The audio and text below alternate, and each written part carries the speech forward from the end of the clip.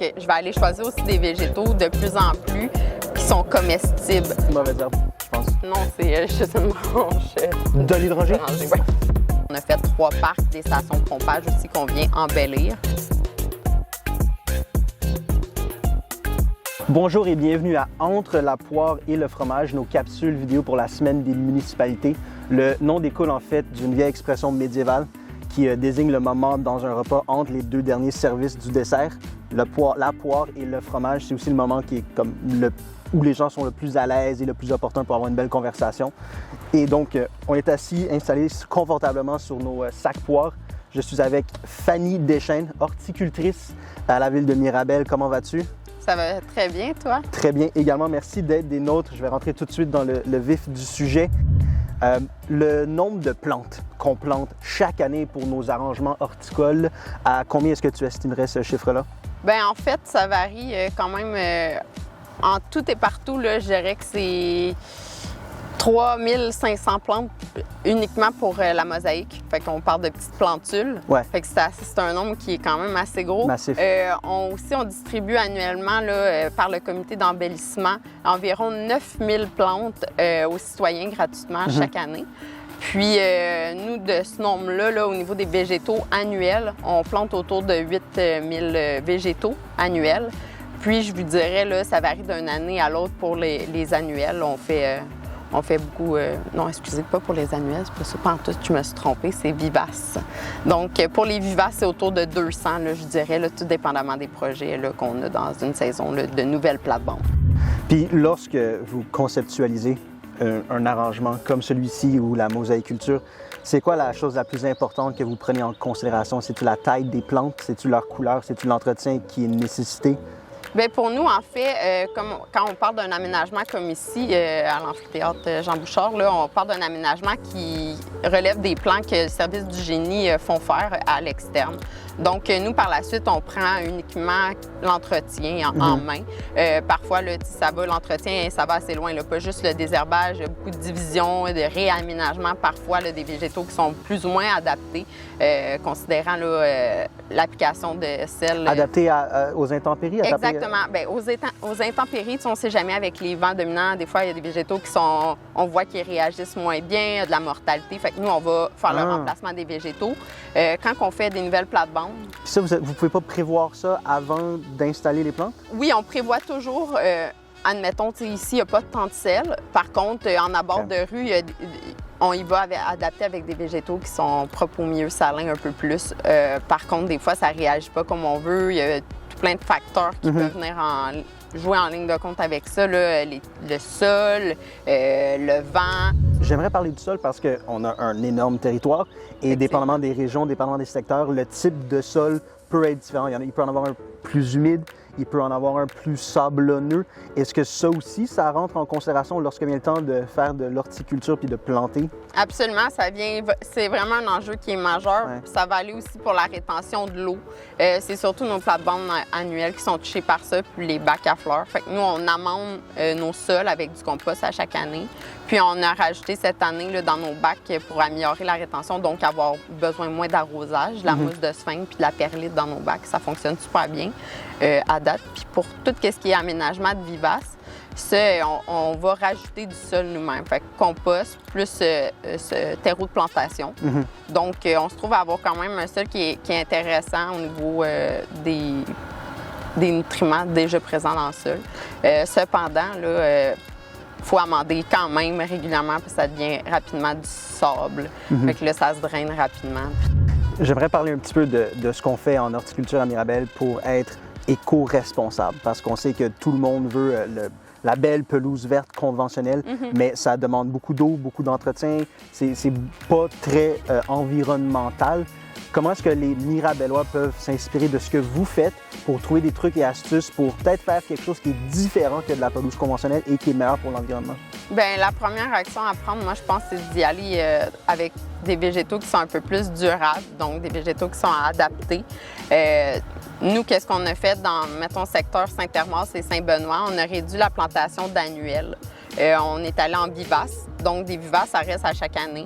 On n'a qu'à faire l'ajout de paillis, puis du désherbage, quelques fertilisations au début de la plantation, mais par la suite, c'est pas un sans entretien, mais ça requiert vraiment pas un entretien mensuel, C'est ça, donc, comme le désherbage dans les plates-bandes. Donc les plantes qu'on sélectionne, on tente le plus possible de les choisir parce qu'elles requièrent moins d'entretien puis moins d'arrosage. Donc on utilise le moins d'eau possible. C'est vraiment tout réfléchi pour ça. De plus en plus, puis on est vraiment dans un aide de changement, puis c'est vraiment important pour moi l'environnement, donc je vais aller choisir aussi des végétaux de plus en plus qui sont comestibles ou qui vont avoir des propriétés un peu plus médicinales. Fait que ça vient rendre les aménagements un peu plus dynamiques, puis on va dans le sens de la ville nourricière. Quelqu'un m'a mentionné qu'il y a des bleuets ici?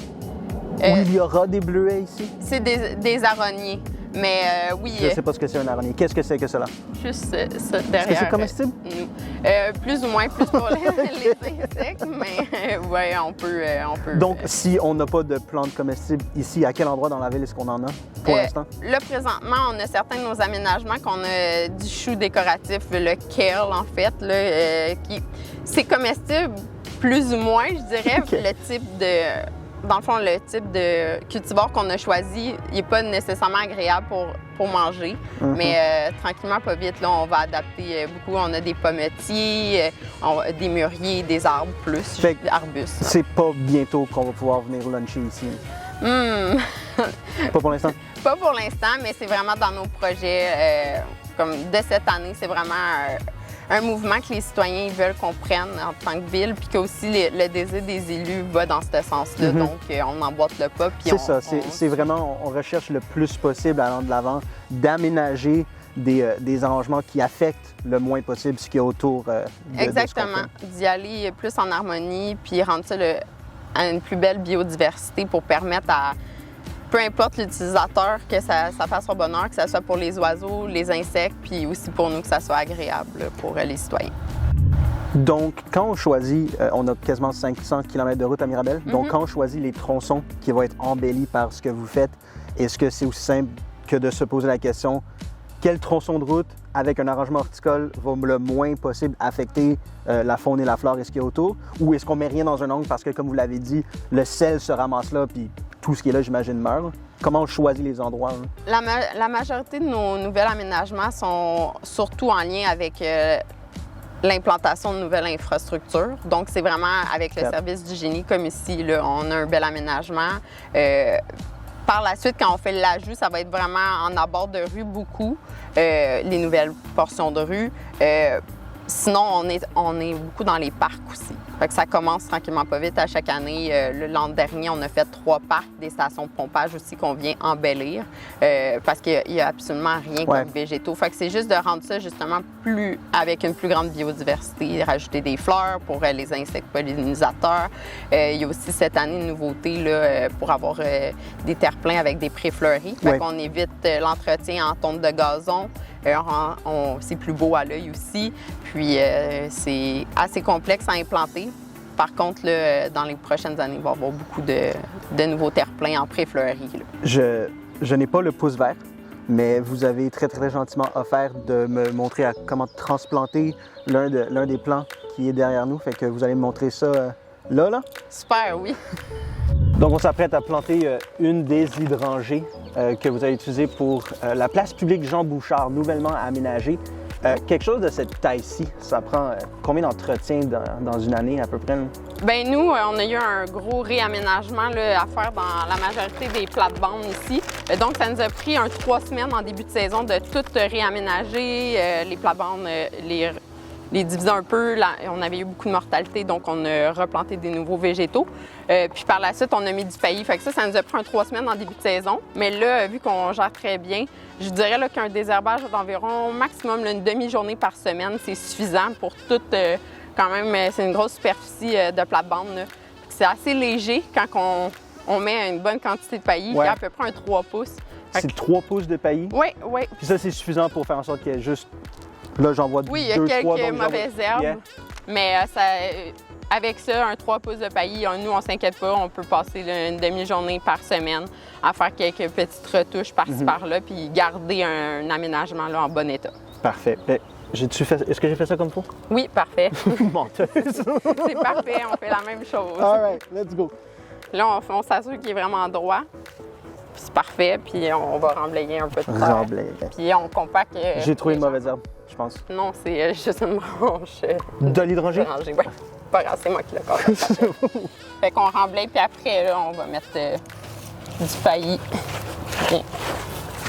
autour. Puis nous, on fait une finition au râteau habituellement, là, OK. mais ça va plus rapidement, mais on peut très bien faire à la main. All right. Merci. Voilà.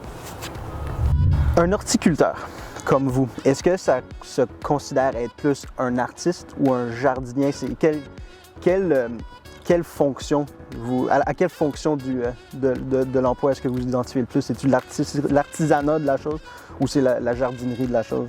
Moi, je dirais qu'à mon niveau, vu que je suis contremaître à l'horticulture, c'est un peu plus le côté technique de la chose. Fait que de voir à ce que chaque chose soit bien à sa place, d'analyser vraiment les végétaux sont bien, voir à la fertilisation, voir à notre plan d'aménagement, comment ça fonctionne, vraiment comme en arrière-plan. Plus au niveau des jardiniers horticulteurs que j'ai dans mon équipe, moi, je dirais que c'est un peu plus un côté artistique pour rendre l'emploi plus agréable parce que c'est un emploi qui est super difficile au niveau physique. La température n'est pas toujours de notre côté.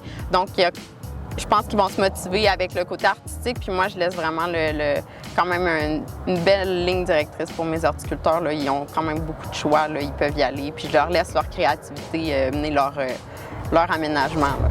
Merci beaucoup d'avoir été des nôtres.